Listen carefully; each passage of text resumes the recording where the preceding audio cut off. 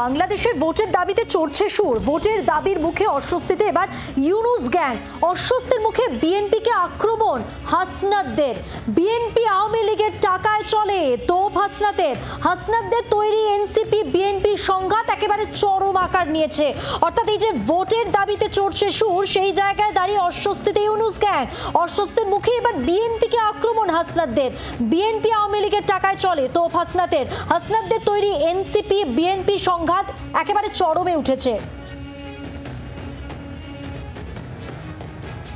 আওয়ামী লীগকে আমরা কার্যক্রম নিষিদ্ধ করতে পেরেছি, কিন্তু আওয়ামী লীগকে যারা ডোনার, আওয়ামী লীগের যে ফাইন্যান্স, আওয়ামী লীগের যে অর্থ ব্যবস্থা, সেই অর্থ ব্যবস্থা কিন্তু এখনো পর্যন্ত ইনট্যাক্ট।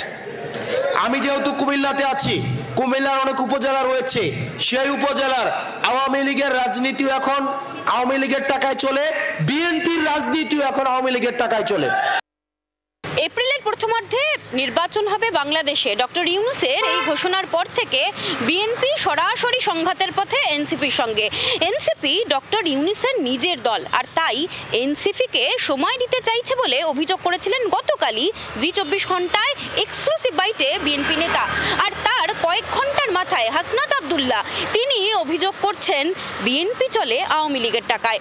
জোর কদমে চলছে চর্চা যে বিএনপি এবং এনসিপির এই সংঘাত আদতে বাংলাদেশের রাজনীতিতে কোন মোড় নেবে।